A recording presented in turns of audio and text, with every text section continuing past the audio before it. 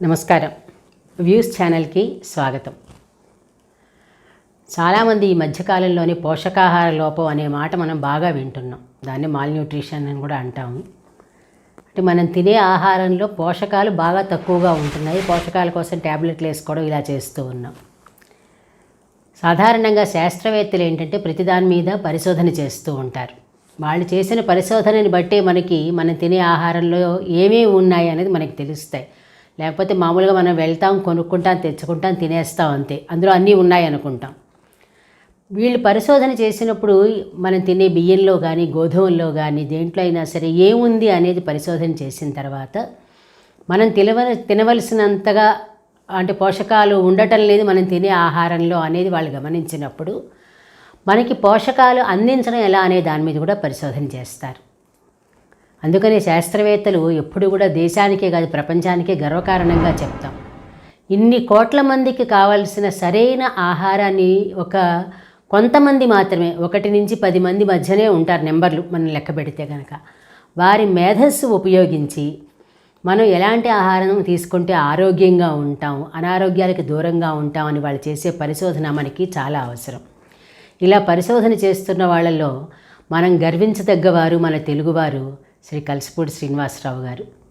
అమెరికాలో ఉంటున్నారు. ఇక్కడి నుంచే బొబ్బిలి నుంచి వెళ్ళారు ఆయన. ఈరోజు ఆయనతోటి మనం ఈ పోషకాల గురించి ఆయన చేస్తున్న రీసెర్చ్ గురించి మాట్లాడడానికి పిలిచాము. ఈరోజు వైజయంతితో మాటామంతి కార్యక్రమంలో ఆయన ఈ వివరాలన్నీ అడిగి తెలుసుకుందాం. నమస్తే అండి. నమస్కారం అండి. ముందుగా మీరు తెలుగు వాళ్ళే కానీ ఎక్కడి నుంచి వచ్చారు, మీ ప్రాపరు, మీ చదువు అది కూడా ఒక్కసారి చెప్పండి. మాది బొబ్బిలిలో పుట్టాము. తూర్పు శ్రీకాకుళం వైపు. అప్పుడు అది శ్రీకాకుళం జిల్లా. నేను పుట్టినప్పుడు నేను చదువుకుంటున్నప్పుడు అది విజయనగరం జిల్లాగా మారింది. తర్వాత అక్కడి నుంచి విశాఖపట్నం వచ్చాను. ఆంధ్ర యూనివర్సిటీలోనే బీఎస్సీ ఎంఎస్సీ చేశాను. తర్వాత హైదరాబాద్లో centre for cellular and molecular biology CCMBలో రీసెర్చ్ కోసం జాయిన్ అయ్యాను మాలిక్యులర్ బయాలజీలో. అక్కడ కొన్నాళ్ళు పనిచేసిన తర్వాత ప్యారిస్ వెళ్ళి ప్యారిస్లో మాలిక్యులర్ జెనెటిక్స్లో సికిల్ సెల్ ఎనీమియా అన్న మాలిక్యులర్ డిసీజ్ మీద పనిచేశాను. ఆ తర్వాత అమెరికా వెళ్ళి కొలంబియా యూనివర్సిటీలో రీసెర్చ్ చేశాను. అక్కడి నుంచి రకరకాల ప్రాజెక్టుల మీద పనిచేశాను న్యూయార్క్లోనే ఉంటూ.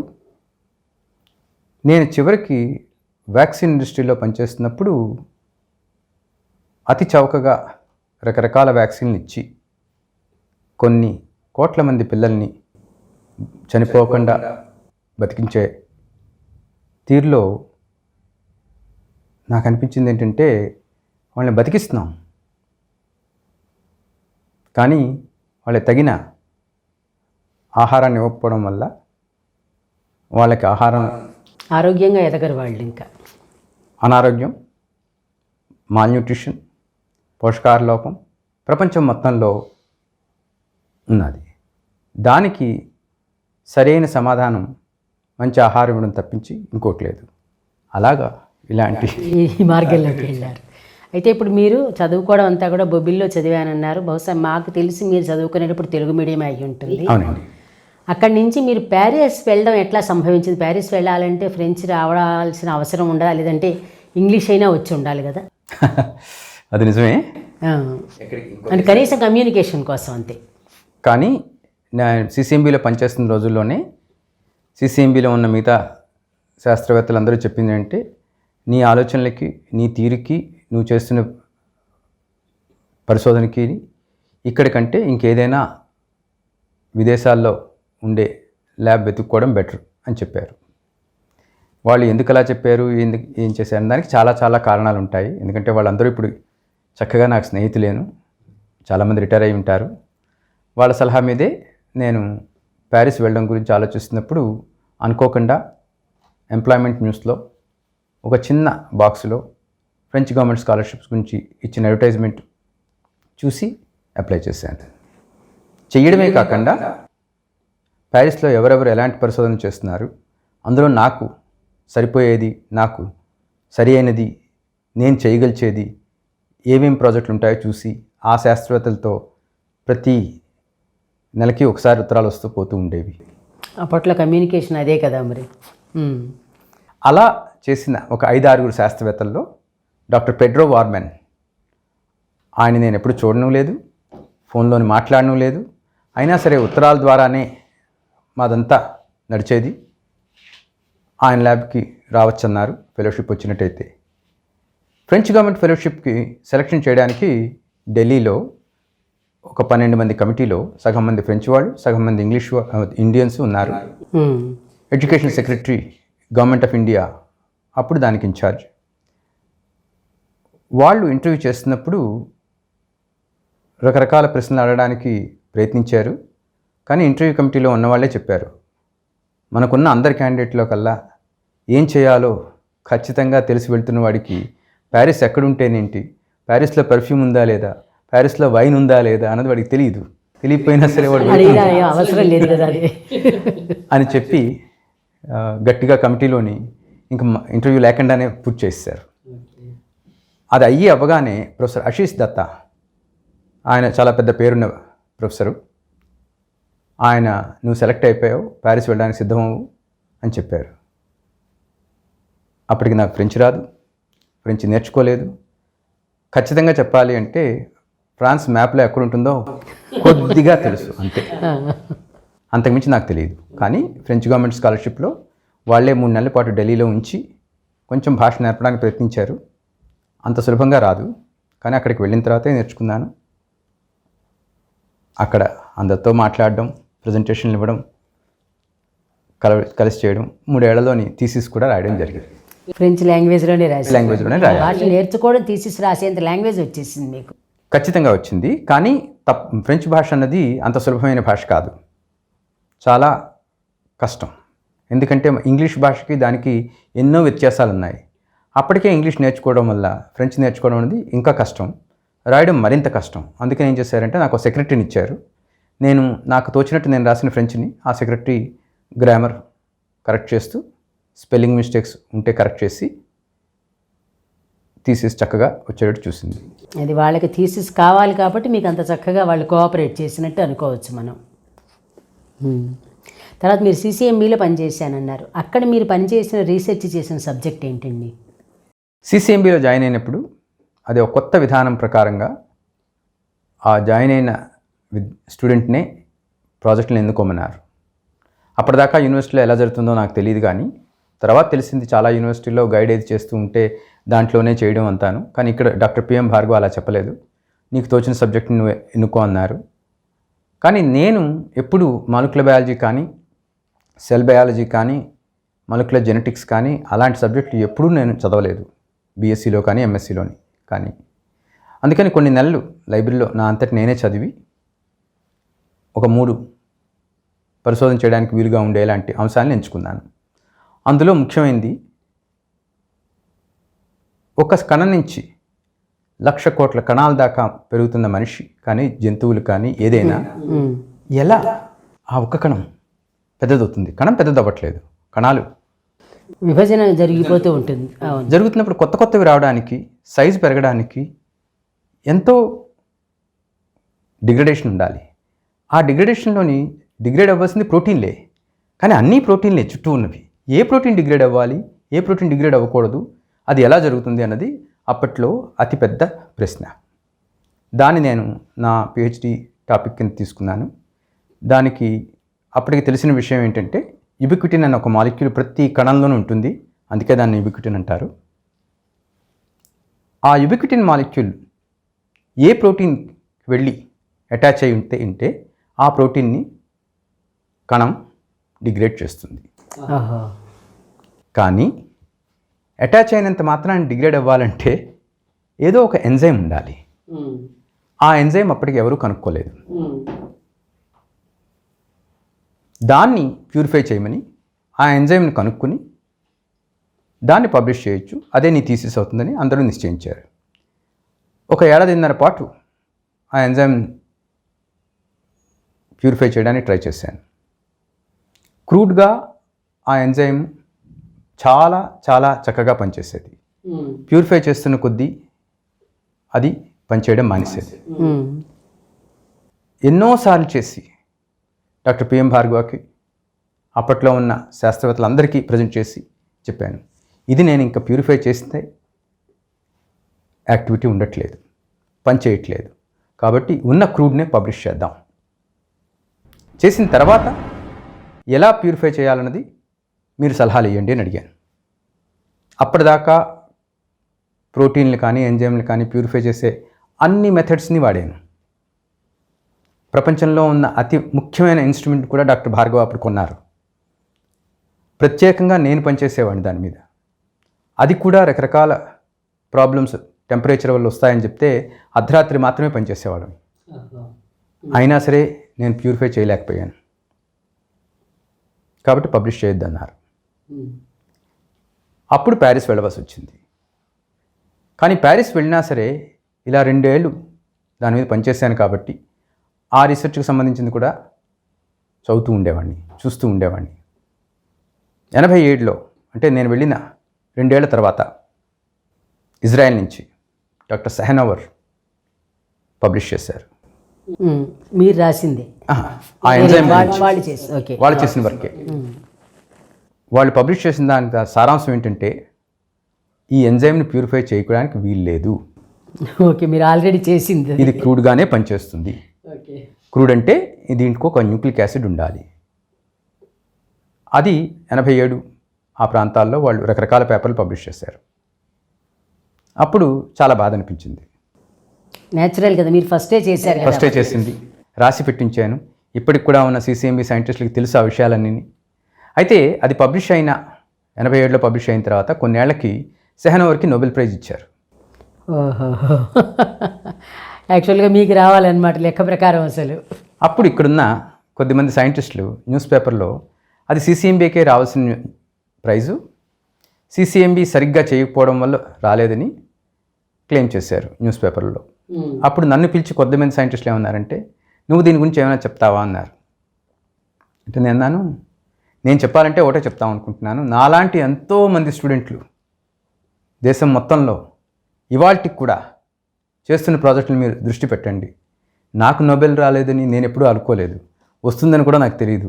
అసలు ఆ స్పెల్లింగే సరిగ్గా తెలియదు, తెలుగు మీడియం నుంచి వచ్చిన వాడిని.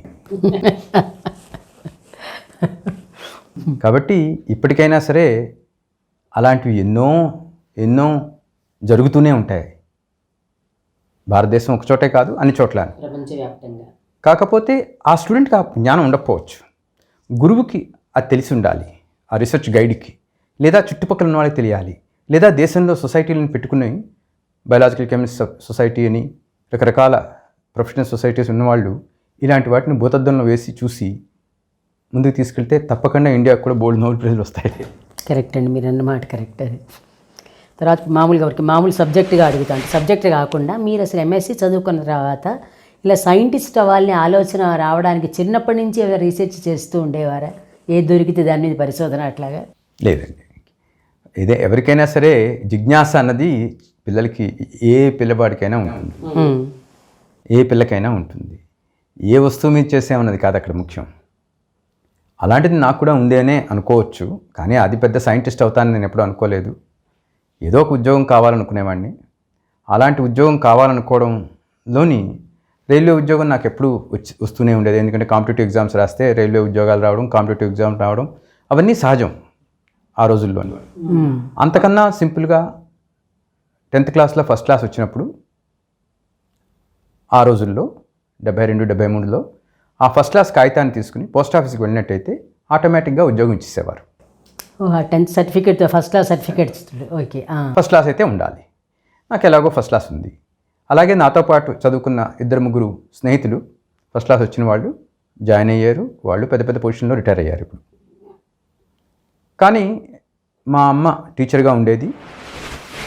అంత వెంటనే నేను ఉద్యోగంలో జాయిన్ అవ్వకపోతే ఇల్లు గొడవని పరిస్థితి కాదు మాది. కాబట్టి ఇంటర్మీడియట్ చేయన్నారు, చేశాను. మెడిసిన్ చేయన్నారు, సీట్ రాలేదు. మరోసారి ట్రై చేయడానికి కూడా ప్రయత్నించలేదు.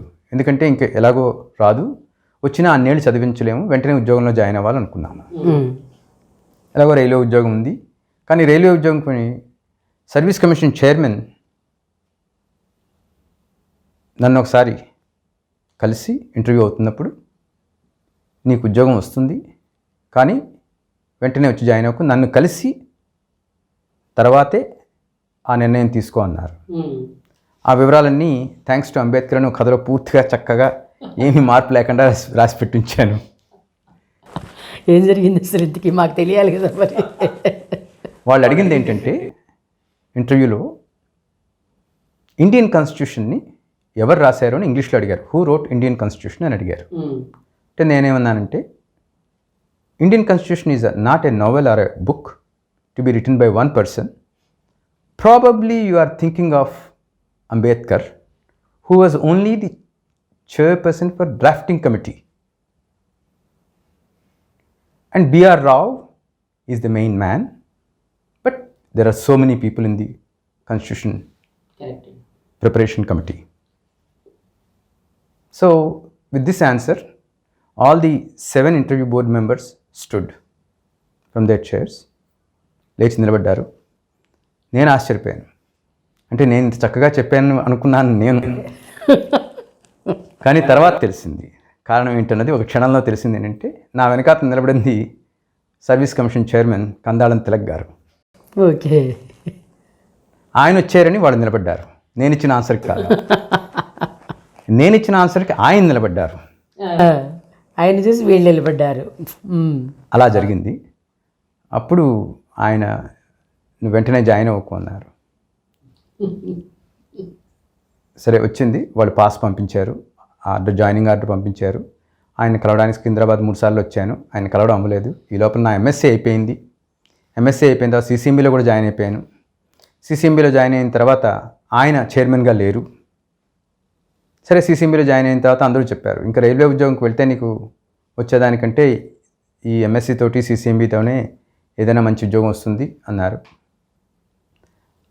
అలా ఉద్యోగం కోసం చూస్తున్న టైంలో సిసిఎంబిలో జాయిన్ అవ్వడం జరిగింది.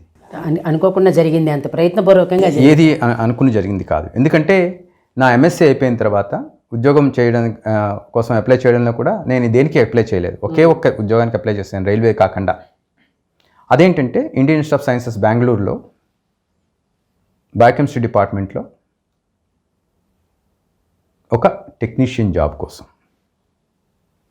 అదెందుకు అప్లై చేశానంటే నాకు మెరైన్ బయాలజీ మాస్టర్స్ ఉంది కాబట్టి వాళ్ళ ల్యాబ్లో మెరైన్ బయాలజికల్ సపోర్ట్ టెక్నీషియన్ కావాలన్నారు కాబట్టి మెరైన్ బయాలజీలో 70% మార్క్స్ వచ్చి throughout career throughout studies first class ఉండి ఇలాంటి జాబ్కి ఎవరు అప్లై చేయరు కాబట్టి నాకు కావాలని అనుకున్నాను కాబట్టి బెంగళూరులోనే ఉండాలనుకున్నాను కాబట్టి Indian institute of sciences Bengaluru వాతావరణం చాలా బాగుంటుంది కాబట్టి 1200 రూపాయల జీతం కాబట్టి ఆ రోజుల్లో అదో పెద్ద ఆఫీసర్ జీతం కింద లెక్క.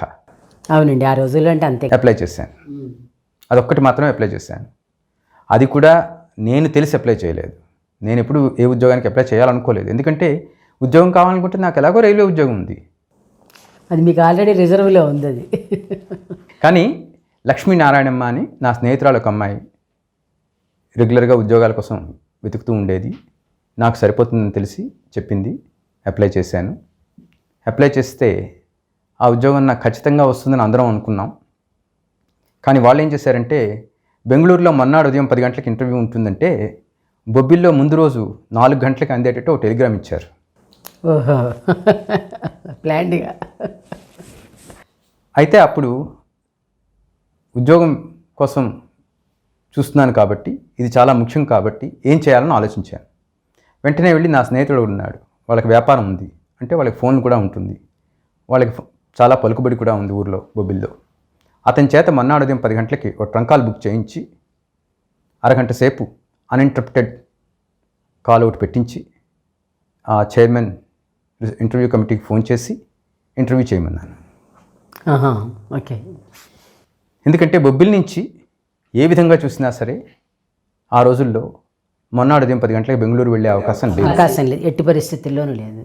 వాళ్ళకి కావాల్సింది నా బయోడేటా ఉంది, నా ఫోటో కూడా ఉంది. ఇంకా అడగవలసిందంతా వాళ్ళ ప్రశ్నలు అడగాలి, నేను జవాబులు చెప్పాలి. ఫోన్ ఎలాగో ఉంది, అడగమన్నాను. అప్పుడు వెంకటేశ్వరన్ అని అడ్మినిస్ట్రేటివ్ ఆఫీసర్ తప్పని తెలుసుకున్నాడు. చైర్మన్ ప్రొఫెసర్ గంగూలీ ఏదో పెద్ద అన్యాయం జరిగింది నీకు, మేము సరిచేస్తాం, నువ్వు బెంగళూరు రా అన్నారు. వెళ్ళాను.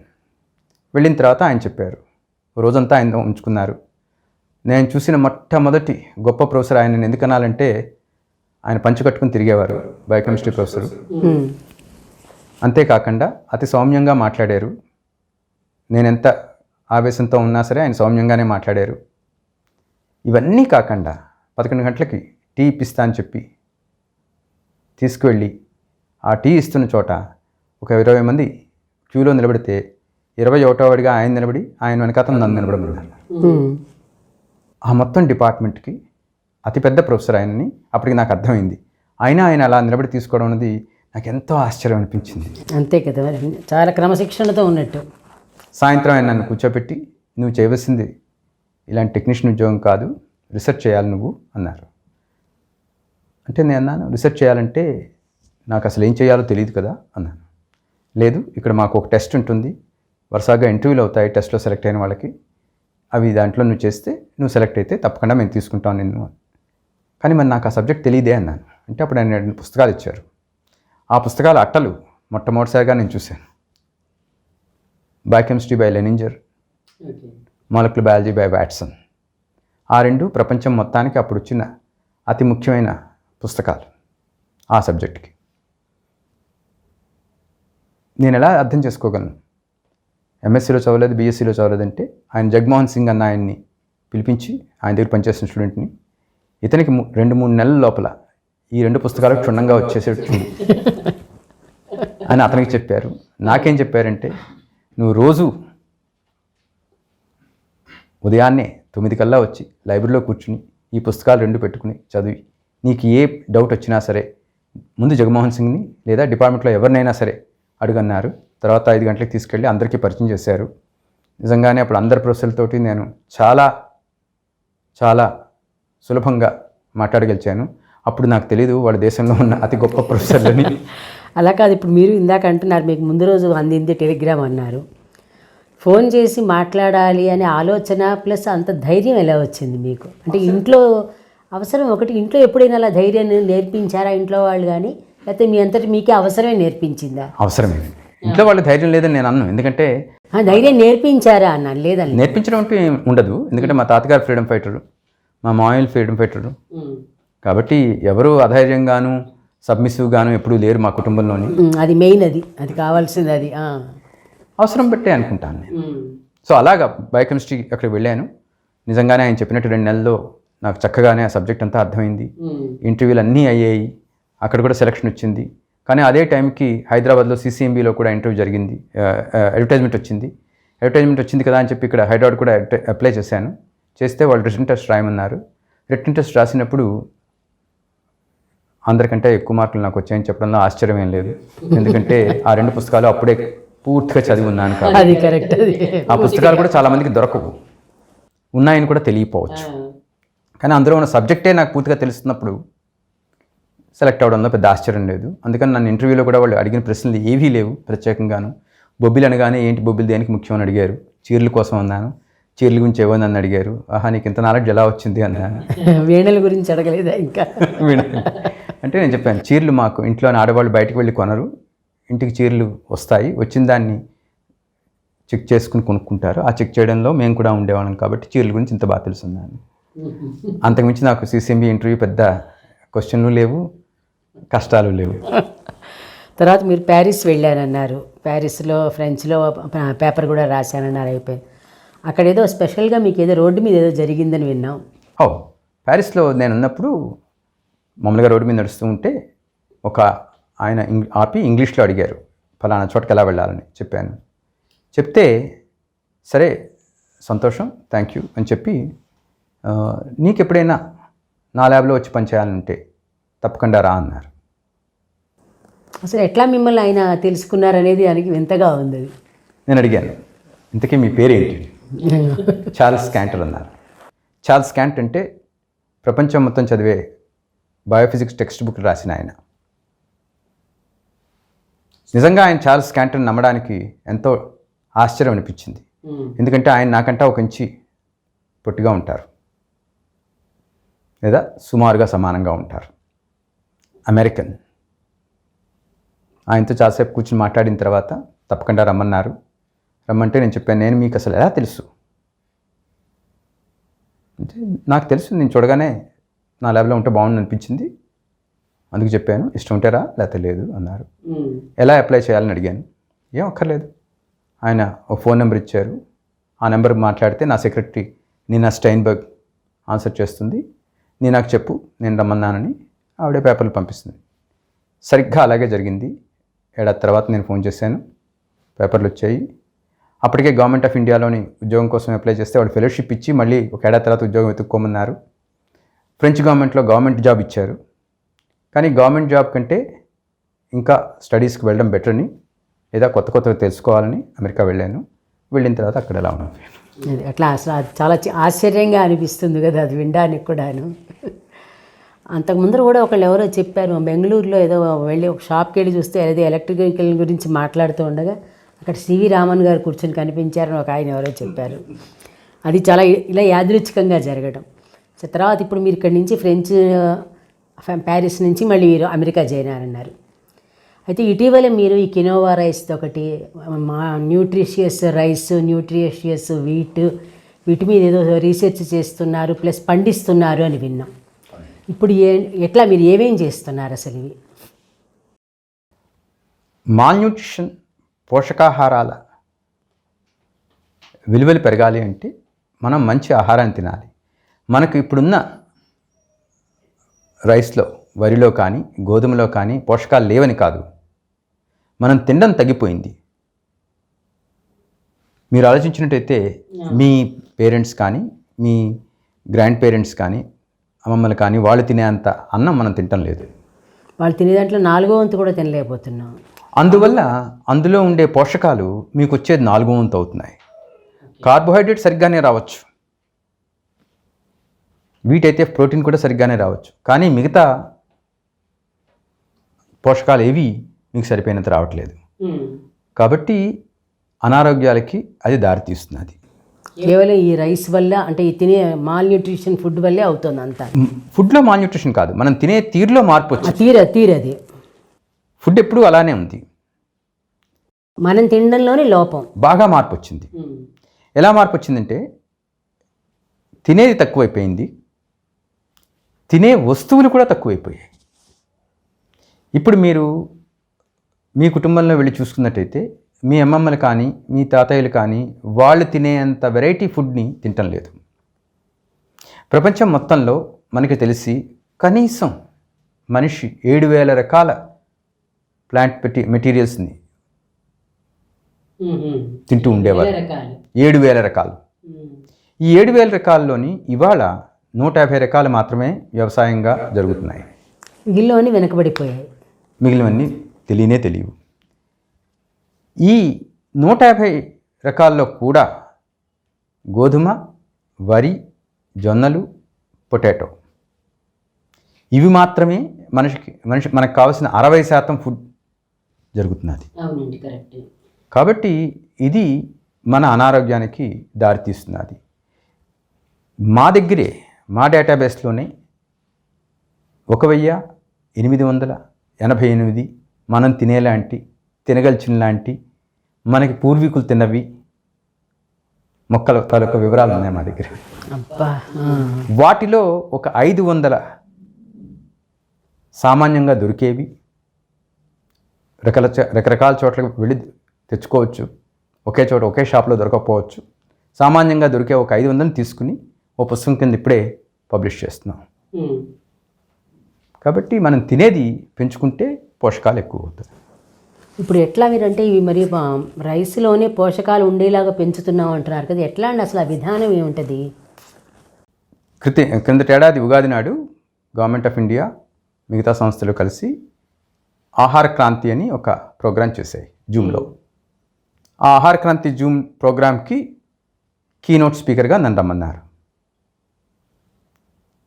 నేనే మొదట మాట్లాడవలసింది.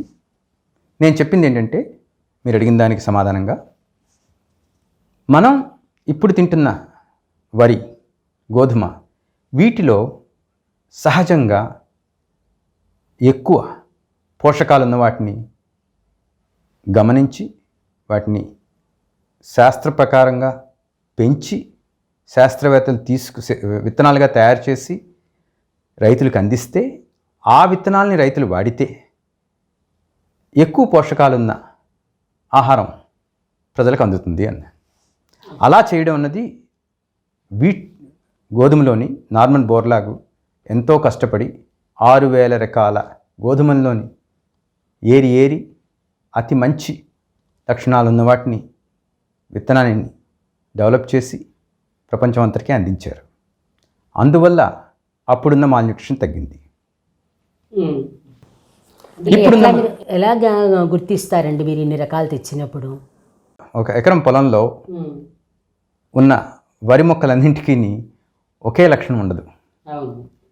కొన్నిట్లో ఎక్కువ ఐరన్ ఉండొచ్చు, ప్రోటీన్ ఉండొచ్చు, జింక్ ఉండొచ్చు, కొన్ని ఎక్కువ ఈల్డ్ ఇవ్వచ్చు, ఎక్కువ గింజలు ఇవ్వచ్చు, కొన్ని తక్కువ అవ్వచ్చు.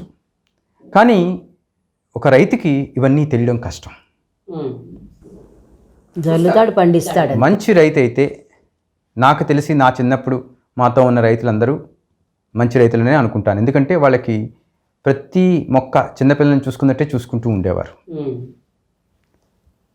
అందులోంచి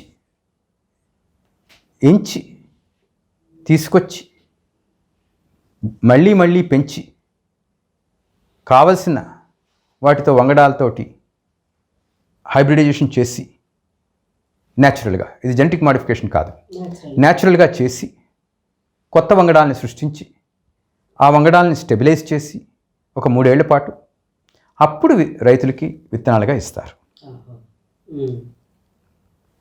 నేను ఆహార క్రాంతిలో కీనోట్ అయిన తర్వాత వెంటనే doctor Trilochan Mohapatra, director general of Indian council of agriculture research లేచి ఆయన చెప్పారు, మేము అలాంటివి ఎన్నో డెవలప్ చేస్తున్నాం. అందులో మీరు అడుగుతున్న రైస్కు సంబంధించి 2-3 రకాలు ఉన్నాయి. ఆ రకాలని మీరు కావాలంటే తీసుకెళ్ళి రైతులకిచ్చి మార్కెట్లో పెట్టి కినోవా చేసినట్టే చేయగలరా? ఇప్పటిదాకా అవి మార్కెట్లో లేవు అన్నారు. తప్పకుండా చేయగలను అన్నాను.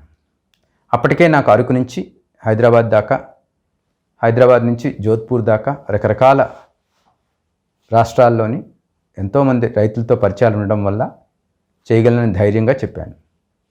ఆయన వెంటనే విత్తనం పంపించారు. అది కొద్దిమంది రైతులకు ఇచ్చాము, పండించాము. వచ్చే వారంలో దాన్ని ఆడిస్తున్నాము, బియ్యం చేసి ఆ బియ్యాన్ని అందరికీ అందిస్తాం. అంటే మనకి మామూలుగా ఉండే అందుబాటు ధరలోనే దొరుకుతాయి, కొంచెం ఖరీదు ఎక్కువ ఉంటుందండి మామూలు వాటికంటే? ఖచ్చితంగా ఖరీదు ఎక్కువ ఉంటుంది. ఎందుకంటే మేము అమ్మే కొద్ది టన్నులకు అదే స్టాఫ్ ఉండాలి, ఎక్కువ పంట రాని, ఎక్కువ దిగుబడి లేని వంగడాన్ని వేసినందుకు రైతుకు మేము 2 ఇవ్వాలి. ఈ వంగడం ఈల్డ్ కూడా, అంటే ఈల్డ్ అంటే 2 రకాలు. ఒకటి పొలంలో వచ్చే ఈల్డ్, ఆ తర్వాత రెండో ఈల్డ్ ఏంటంటే బియ్యం చేస్తున్నప్పుడు వచ్చే నష్టం. 100కి 50 నుంచి 60% నష్టం ఉండొచ్చు. దీన్ని అది కూడా పెంపొందించలేదు వీళ్ళు, ప్రోటీన్ మాత్రమే పెంచారు.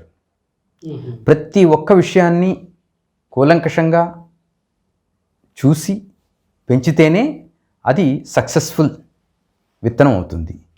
అలా సక్సెస్ఫుల్ విత్తనం చేసినప్పుడే అది మామూలు ధరకి దొరుకుతుంది. మొదట్లో వచ్చిన ఏ విత్తనమైనా సరే ఇలాగే ఉంటుంది, దాని ధర ఎక్కువే ఉంటుంది. సుమారుగా ఇది 150 రూపాయలు ఉండొచ్చని అనుకుంటున్నాం కేజీ. కినోవా కూడా మీరు ఏదో కొంచెం తగ్గించి అమ్మారని విన్నాం. అంటే బయట 1600 అమ్ముతున్నప్పుడు మీరు 200కి అట్లా ఇచ్చినట్టుగా విన్నాం. కాదు, అది ఎలా జరిగిందంటే, నేను 2012లో వచ్చినప్పుడు క్యూమార్ట్లో కిలో 1200 రూపాయలు ఉండేది. ఇది తోటకూరలా పెరిగేది, ఇంత అక్కర్లేదు అని చెప్పి క్యూమార్ట్తో వాళ్ళతో చెప్తే ఆయన ఏమన్నారు, మీరు పండించి తీసుకురండి, మేము అదే ధరకు అమ్ముతామన్నారు. 3 ఏళ్ల పాటు పండించి స్థిరంగా వచ్చిన తర్వాత రకరకాల దేశాలకు, బొలివియా అంటే కినోవా పండే ముఖ్యమైన దేశంకి వెళ్ళి అవన్నీ ఎలా చేయాలో నేర్చుకుని తెలుసుకుని వచ్చి ఇక్కడ చేసి క్యూమార్ట్కి తీసుకెళ్ళి ఇచ్చాం. ఇచ్చినప్పుడు ఆయన సలహా ప్రకారమే 600 రూపాయలకి మొదలుపెట్టాం. అదే ఇప్పుడు హైదరాబాద్లో క్యూమార్ట్తో మొదలుపెట్టింది. రత్నదీప్లో స్టేబుల్గా అప్పటి నుంచి ఇప్పటిదాకా రత్నదీప్లో మా డాక్టర్ కినోవా బ్రాండ్ దొరుకుతూనే ఉంటుంది. మిగతా బ్రాండ్లు ఎన్నో వచ్చినా సరే ఇది కూడా ఉంటూ ఉంటుంది. మేము వ్యాపారపరంగా చూడపోయినా దాన్ని నలుగురికి వెళ్ళాలనుకోవడం దృష్టితోటి దాన్ని తగ్గించుకుంటూనే వచ్చాం. ఇప్పుడు కిలో 199 రూపాయలకి మా వెబ్సైట్ నుంచి అందరికీ అందుతుంది. అది మొత్తానికి ఇప్పుడు అంటే ఎక్కువ మంది దాన్ని అంటే వాడకందారులు పెరిగారా అండి ఇప్పుడు వాటికి? పెరిగారండి. ఫస్ట్ కంటే బాగా అంటే మొదట్లో కినోవా అంటే ఏంటో చెప్పవలసి వచ్చేది. ఇప్పుడు అది చెప్పవలసిన అవసరం లేదు. ఎక్కడ దొరుకుతుందో చెప్పాలి, ఎంతగా దొరుకుతుందో చెప్పాలి. అది సహజం. అది అంటే దాని గురించి తెలియాలి, అవగాహన పెరగాలి కదా ఎవరైనా వాడాలంటే కూడాను. ఇప్పుడు ఇంకా మీరు వీటి మీద పరిశోధన ఇప్పుడు ఏదో గోధుమ గురించి కూడా ఏదో పరిశోధన చేస్తున్నట్టుగా విన్నాము. నేను చేసే పరిశోధనలు ఏంటంటే రీసెర్చ్లో ఉండిపోయి, ల్యాబుల్లో ఉండిపోయి, సైంటిస్టుల చేతుల్లోనే ఉండిపోయి, ప్రజలకి రాకుండా, రైతులకి రాకుండా, ప్రజలకి అందకుండా ఉండిపోయిన వాటిని ఎవరో ఒకరు ఆ విత్తనాన్ని తీసుకొచ్చే కష్ట నష్టాలకు ఓర్చి అందించే ప్రయత్నం చేస్తున్నాను.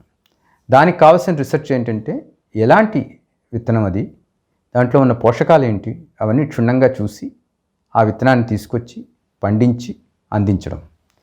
ఇలాంటి దాంట్లోనే అమెరికాలోని లూజియానా స్టేట్ యూనివర్సిటీలో డాక్టర్ ఐడా వినిపెడా వాళ్ళ గ్రూప్ వాళ్ళు డెవలప్ చేసిన ఒక వరి వెరైటీ ఉంది. ఆ వెరైటీ 12% ప్రోటీన్ ఉంటుంది. 7% ప్రోటీన్ ఉండే, సుమారుగా 7% ప్రోటీన్ ఉండే వరిలో 12% ఉన్నదంటే అది చాలా చాలా ఎక్కువ కింద లెక్క. 40-50% దాకా పెరిగినట్టే. అది రోజు తినే మన అన్నం అయినట్టయితే ప్రత్యేకంగా ప్రోటీన్ కోసం మనం శ్రద్ధ పట్టక్కర్లేకుండానే అన్ని ఏజ్ గ్రూపుల వాళ్ళకి సవ్యంగా, సహజంగా, సమతుల్యంగా అందుతుంది. ఎందుకంటే ప్రోటీన్ ఒకటే తింటూ కార్బోహైడ్రేట్ తగ్గించడం కూడా కష్టం. అన్నీ అవసరమే కదా శరీరానికి, అన్నీ చాలా అవసరం. సో ఆ విత్తనానికి కూడా మేము సైన్ చేయడానికి రెడీ అయ్యాం. నిజానికి అది మీరు ఇవాళ రమ్మన్నారు కాబట్టి ఇవాళ ఉదయాన్నే ఆ పేపర్లు కూడా వచ్చాయి. అమెరికా వెనక్కి వెళ్ళగానే అది కూడా సైన్ చేసేస్తాం. అది చేసి ఆ దాంట్లో ఉన్న ముఖ్యమైన విషయం ఏంటంటే ప్రోటీన్ ఎక్కువ ఉండడమే కాకుండా దాంట్లో ఉండే గ్లైసిమిక్ ఇండెక్స్, అంటే మనం తినగానే షుగర్ వచ్చే లక్షణం ఉండే ఇలాంటి ఇది అతి తక్కువ ఉంది. అదే డయారైస్ అంటున్నారు, అది కూడా ఇదేనా అండి? అది వేరేమండి డయారైస్? లేదు, ఇక్కడ నేను చాలా చూశాను, ఇండియాలో కానీ బయట కానీ కార్బోహైడ్రేట్ ఫ్రీ రైస్ అని కూడా రాసిన వాళ్ళు ఉన్నారు. అవన్నీ చాలా తప్పు. డయాబెటీస్ పనికొచ్చే రైస్ అని చెప్పడంలో తప్పేం లేదు, కానీ ఎందుకు పనికొస్తున్నది అన్నది క్షుణ్ణంగా అర్థం చేసుకుని వాళ్ళు చెప్పాలి. కొనుక్కున్న వాళ్ళు కూడా అందులో ఏముందో తెలుసుకుని కొనుక్కోవాలి. డయాబెటీస్ వాళ్ళకి పనికొచ్చేది అంటే అతి తక్కువ కార్బోహైడ్రేట్ ఉండేది, లేదా అతి ఎక్కువ ఫైబర్ ఉండేది, లేదా ఫైబర్ ఉండడం అంటే గ్లైసెమిక్ ఇండెక్స్ తక్కువగా ఉండడం అన్నది అది వేరే సబ్జెక్ట్. అదేలేండి. కానీ అది తెలుసుకుని వాళ్ళు చెప్పాలి, తెలుసుకుని వీళ్ళు కొనుక్కోవాలి. అంతేకాని కార్బోహైడ్రేట్ లేకుండా ఏది ఉండదు. రైస్ అన్నది కార్బోహైడ్రేట్ లేకుండా ఉండడం అన్నది అవసరం లేదు కూడా. అదే అందరూ అన్నీ కావాలనుకున్నాం కదా మనం. ఇప్పుడు మీరు ఇదంతా సీరియస్ సబ్జెక్ట్ అంటే మీ చదువు కానీ మీ రీసెర్చ్ కానీ యాజ్ ఏ సైంటిస్ట్గా ఉన్నాం. మీరు తెలుగు నుంచే వెళ్ళానని చెప్పారు. తెలుగులో కథలు రాయడం కానీ అక్కడ తెలుగు అసోసియేషన్స్ కానీ అవి ఏమైనా చేస్తూ ఉంటారా? మొదట్లో వెళ్ళిన కొత్తలో తెలుగు అసోసియేషన్లో చాలా తెలుగు కళా సమితి అని న్యూజెర్సీలో ఉంది, తెలుగు సారస్వత సంఘం అని న్యూయార్క్లో కూడా ఉంది. రెండిట్లోని చాలా యాక్టివ్గా రోల్లోనే ఉన్నాము మా పిల్లలు చిన్నప్పుడు ఉన్నప్పుడు. కానీ ఇన్నేళ్లతోని మేమే ఎప్పుడు చేయక్కర్లేదు, చాలామంది వచ్చున్నారు.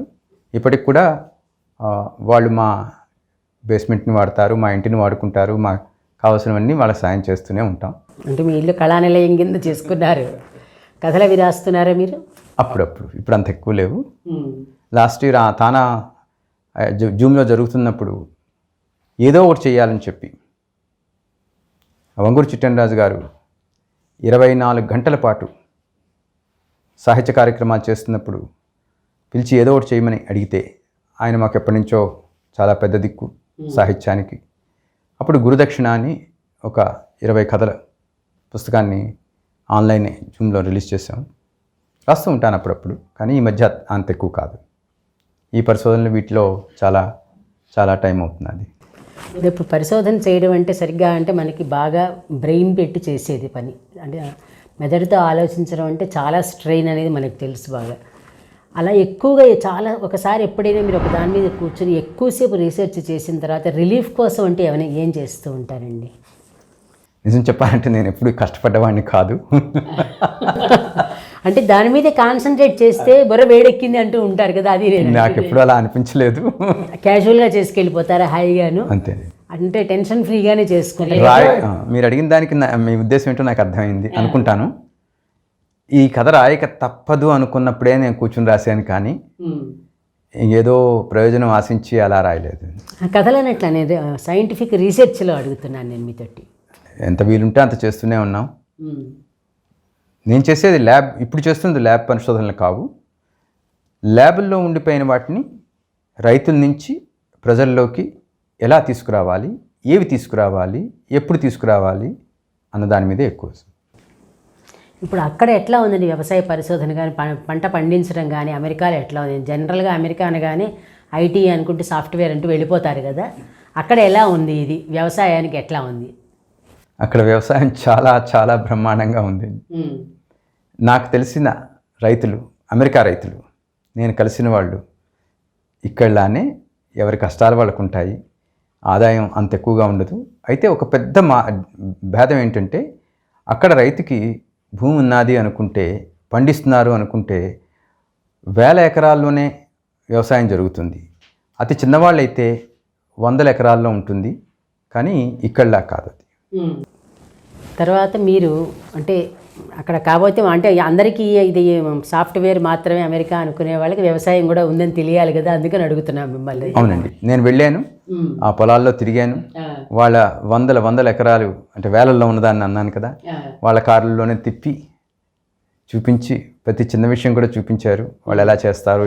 ఎందుకంటే వాళ్ళతో మేము కలిసి పనిచేద్దాం అనుకుంటున్నాం కాబట్టి తెలియాలి కదా, వాళ్ళు చెప్పేవని తెలుసుకుంటే మీరు పని చేయగలరు. దానికోసమనే వాళ్ళతో న్యూయార్క్లో కానీ, ఇల్లినాయ్లో కానీ రకరకాల చోట్ల ఉన్నాయి. అక్కడ వ్యవసాయం చాలా బాగుంటుందండి. అయితే మిమ్మల్ని మోడీ గారు పిలిచినట్టుగా విన్నాము, అది ఏ సందర్భంలో, ఎప్పుడు, అంటే మీరు దేనికి ఆయనతోటి మీరు ఇంటరాక్ట్ అయ్యారు? అవుదా, 2010లో నా స్నేహితులు కొంతమంది జైన్ ధర్మంకి చెందిన వాళ్ళు వీరాయతన్ అనే ఒక సంస్థకి విరాళాలు విపరీతంగా ఇచ్చారు. ఇచ్చి వాళ్ళ ద్వారా ఒక యూనివర్సిటీని నెలకొల్పాలని అనుకున్నారు. అయితే ఈ విరాళాలు ఇచ్చిన జైన్ స్నేహితుల్లో ఎవరికీ పిహెచ్డి లేదు. డాక్టర్లు, వ్యాపారస్తులు, అకౌంటెంట్లు అలాంటి వాళ్ళే.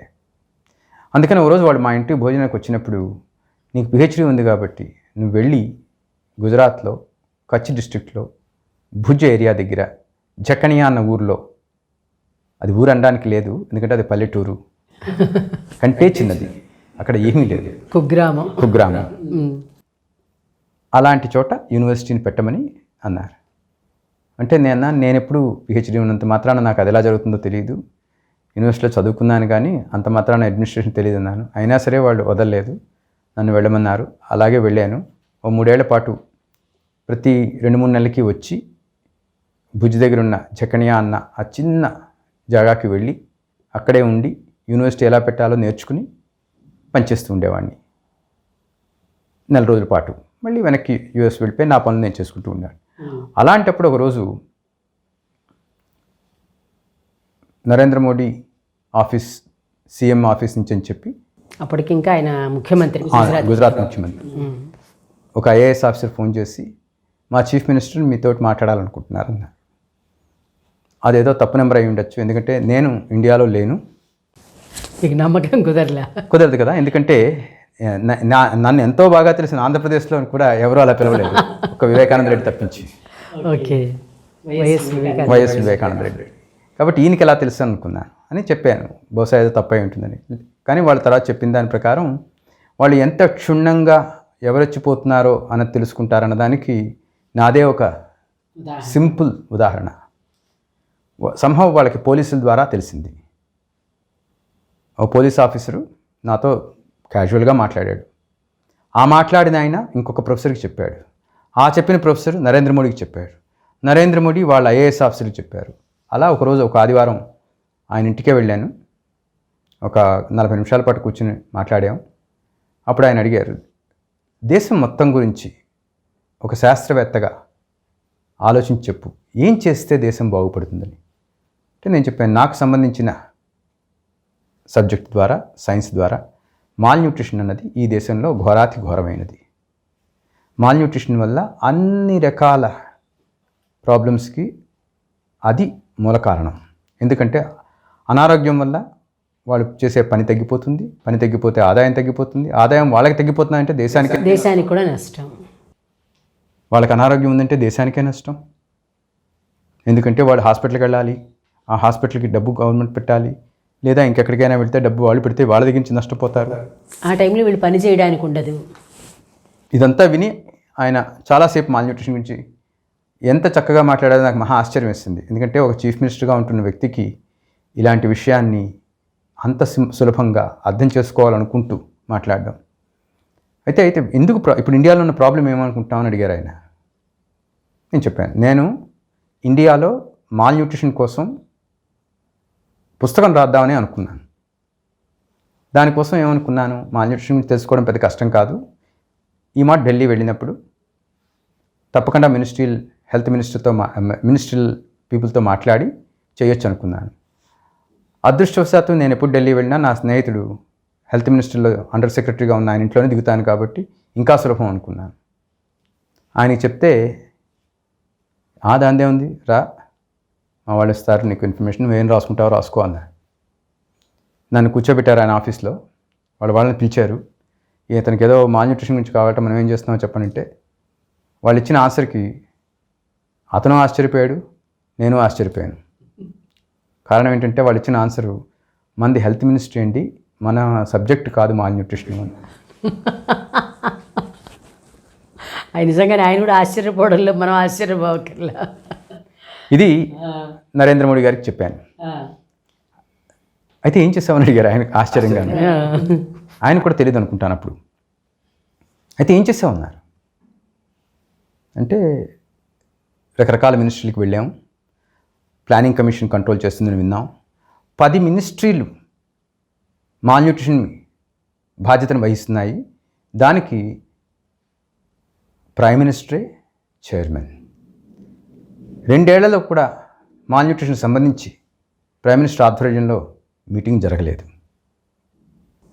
అసలు అంటే పట్టించుకోలేదన్నమాట. హైదరాబాద్ వచ్చాను. హైదరాబాద్ వచ్చి స్టేట్లో ఎలా ఉంది మాల్ న్యూట్రిషన్ గురించి కనుక్కుంటే ఎకనామిక్ డైరెక్టరేట్ అని ఇక్కడ ఉంది, దానికి డైరెక్టర్ ఎవరో ఉన్నారు, అతనికి తెలిసిన అతను నా ఫ్రెండు కాబట్టి తీసుకెళ్తే అతను ఏం చెప్పాడంటే, అది మీరు అలా సైంటిస్టులు ఏం పట్టించుకోకండి, మాకు ఫండ్స్ కావాలనుకున్నాడు మాల్ న్యూట్రిషన్ పెరుగుతుంది, రిపోర్ట్ కావాలనుకున్నాడు మాల్ న్యూట్రిషన్ తగ్గుతుంది అని చెప్పారు. పొలిటికల్ మొత్తం అంతా. ఎన్ఐఎన్కి వెళ్ళి అడిగాను, అసలు మాల్ న్యూట్రిషన్ ఎలా మెజర్ చేస్తారు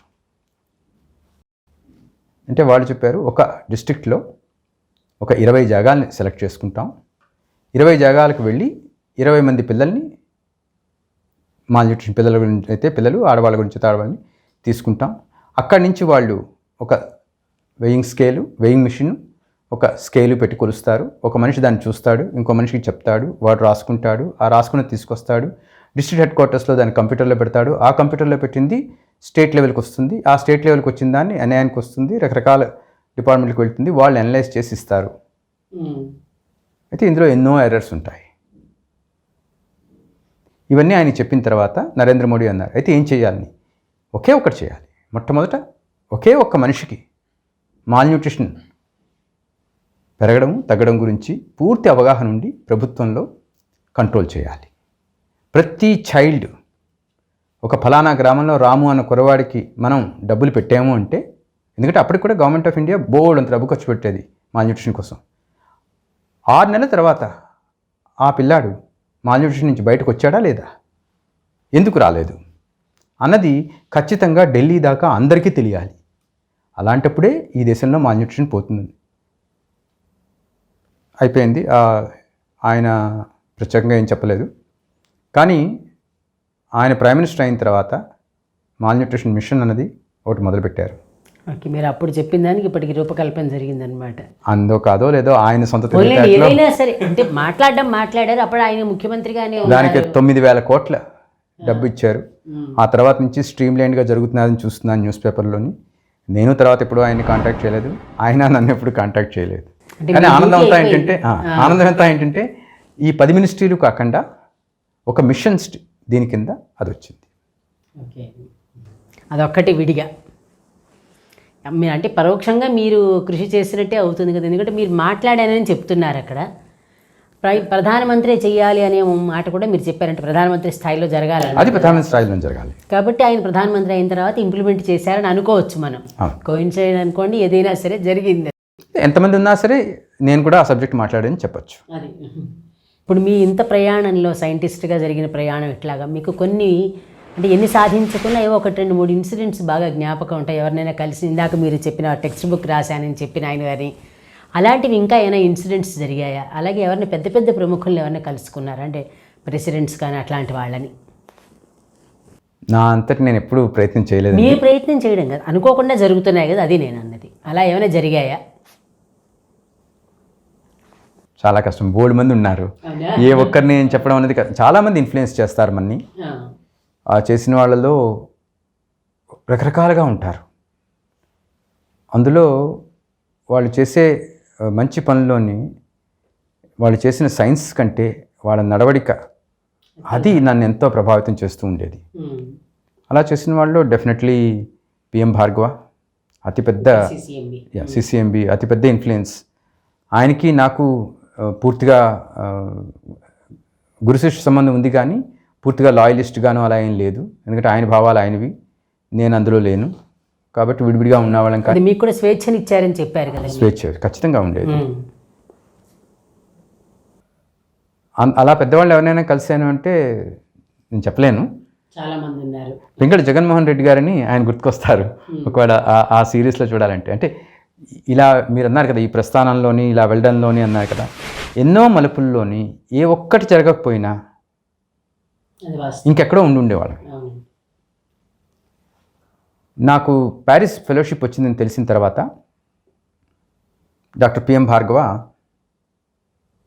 నువ్వు వెళ్ళడానికి వీల్లేదన్నారు. నువ్వు వెళ్తే నీ మీద కేసు పెడతా అన్నారు. కేసు పెట్టి నువ్వు వెళ్ళకుండా ఆపుతానన్నారు. అప్పుడు ఆయన నా మీద కేసు పెడితే తప్పకుండా ఆయనే గెలుస్తారు. న్యాచురల్ అది. నేను ఏం చేసుకుందికి నాకు అసలు లాయర్ని పెట్టుకుందికి కూడా నాకు తెలియదు. అందుకని ఎవరిని పెట్టుకోవాలి, నేను ఎవరితో మాట్లాడాలి ఈ విషయం అని ఆలోచించాను. ఇది 1984. 40 ఏళ్ళు అవుతుంది సుమారుగా. ఎవరితో మాట్లాడాలంటే ఎవరితో మాట్లాడినా సరే నాకు తెలిసిన 2-3 లాయర్ ఫ్రెండ్స్ ఉన్నారు. వాళ్ళు కూడా అంతా సుమారుగా నాకంట అటో ఇటో ఒక 5 ఏళ్ళు పెద్దవాళ్ళే తప్పించి వాళ్ళని సొసైటీలో అంత పెద్దవాళ్ళు కారు. వాళ్ళు చెప్పారు, ఇది పిఎం భార్గవ లాంటి వాళ్ళు చేశారంటే ఎవరు ఏం చేయలేరు నిన్ను అన్నారు. అప్పుడు టెలిఫోన్ డైరెక్టరీ తీసుకుని చీఫ్ జస్టిస్ ఎవరుంటారు హైకోర్టుకి, ఎవరైనా ఉన్నారా హైకోర్టులో, ఎవరు అతను పెద్ద అంటే స్టేట్ హైకోర్టుకి పింగళి జగన్మోహన్ రెడ్డి గారు ఉన్నారని చూశాను. ఆయన ఇంటి నెంబర్ కూడా ఉందండి, ఆశ్చర్యంగాను. ఫోన్ చేశాను, ఆయన రమ్మన్నారు, వెళ్ళాను, అంతా చెప్పాను. అలా ఆయన ఏం కేసు పెట్టరని చెప్పారు ఆయన. ఒకవేళ ఆయన కేసు పెడితే తప్పకుండా నువ్వు వెళ్ళడానికి వీలుండదు, ఆయన ద్వారా వెళ్ళడానికి వీలుండదు, కానీ ఈ ఫెలోషిప్ ద్వారా వెళ్ళడానికి వీలుండదు, కానీ నేను నీకు 1 ఏడాది పాటు ఫెలోషిప్ ఇస్తాను, ఆ తర్వాత నువ్వే అక్కడికి వెళ్ళిన తర్వాత సంపాదించుకోవాలి అని చెప్పారు. అది నిజంగా పెద్ద ధైర్యాన్ని, రిలీఫ్, అసలు చాలా ధైర్యం, రిలీఫ్. అలాగే అప్పుడు రామిరెడ్డి అని ఒక ఎంపీ ఉండేవాడు. ఇంకొంతమంది ఏమన్నారు, జగన్మోహన్ రెడ్డి కాదు, ఈ పిఎంబి అంటాం, పుష్పమిత్ర భార్గవ, వీళ్ళిద్దరూ కాదు, పొలిటీషియన్స్ ఇంత సులభంగా వచ్చే ఫెలోషిప్ నీకు వచ్చిందంటే అసలు ఎవరు నమ్మలేదు ముందు. ఇంత సులభంగా నీకు ఫెలోషిప్ వచ్చిందని తెలిస్తే ఏ పొలిటీషియన్ ఊరుకోడు, వాళ్ళకి ఇప్పిస్తాడు అన్నారు. నీ పేరు తీసేసి చివరిలో వాళ్ళ పేరు పెట్టుకుంటారు, ఏం చేస్తావు నువ్వు అన్నారు. అంటే ఇదే మెథడ్ వాడి రామిరెడ్డి అని ఎంపీకి ఫోన్ చేస్తే ఆయన దెబ్బలాడి, బాబా అలా ఏమి ఉండదు, నీకు అలా ఏమైనా అయితే నా దగ్గరికి రా, అలాంటి అపోహలు పెట్టుకోకని చెప్పారు. ఆయన నేను ఎప్పుడు కలవలేదు, కానీ నిజంగా చాలా హాయిగా అనిపించింది. పరోక్షంగా మంచి జరిగింది అది. తర్వాత మీరు ఇందాక వ్యాక్సినేషన్ గురించి అని మాట్లాడారు కదా, ఇప్పుడు దాని గురించి అంటే వ్యాక్సిన్ వేస్తున్నాం కానీ మా న్యూట్రిషియస్ ఫుడ్ వెళ్ళట్లేదని అన్నారు కదా. వ్యాక్సిన్ అనగానే మనకి సాధారణంగా ఇక్కడ మనకి శాంతా బయోటిక్ వరప్రసాద్ రెడ్డి గారు గుర్తొస్తారు వెంటనే. ఆయనతో ఎట్లా మీకు పరిచయం ఉంది కదా, మీకు ఆయనతో బాగా, ఆయనతో ఎలా కలిసి వర్క్ చేశారా మీరు? చాలా.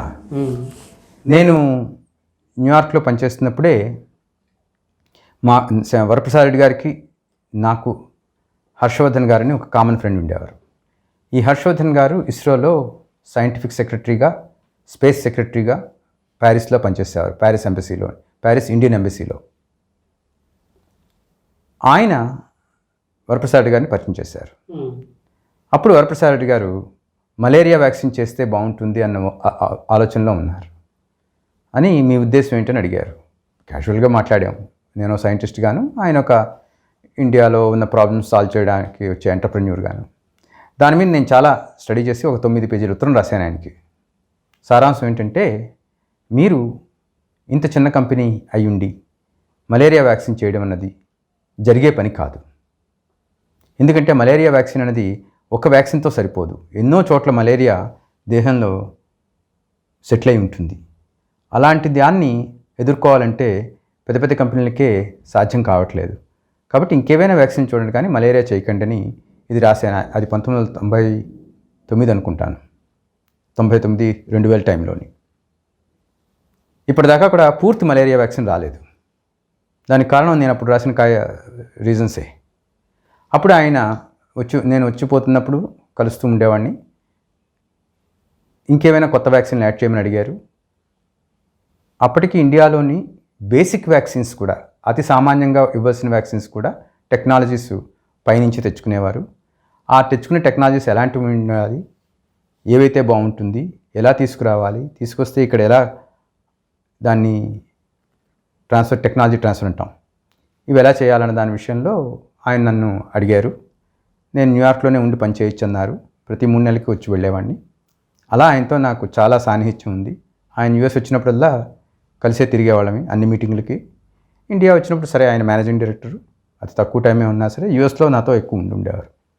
అలాగ ఆయన వ్యాక్సిన్ విషయంలో ఆయన వల్లే నేను ఈ వ్యాక్సిన్ ఫీల్డ్కి వచ్చాను.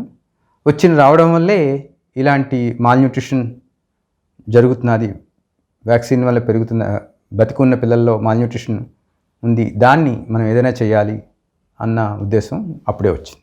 ఆయన కూడా మామూలుగా జనరల్గా ఇట్లా ప్రజా సంక్షేమం గురించి ఆలోచించే మనిషి కదా ఆయన. డెఫినెట్గా కమర్షియల్గా కాకుండా లాజికల్గా ఆలోచించే మనిషి కదా. అందుకని లేకపోతే నేను వచ్చి పనిచేసి ఉండేవాడిని కాదు. ఎందుకంటే అంతకుముందే ఎన్నో కంపెనీల వాళ్ళు, యూనివర్సిటీల వాళ్ళు అడుగుతూనే ఉండేవారు ఏదో రకమైన.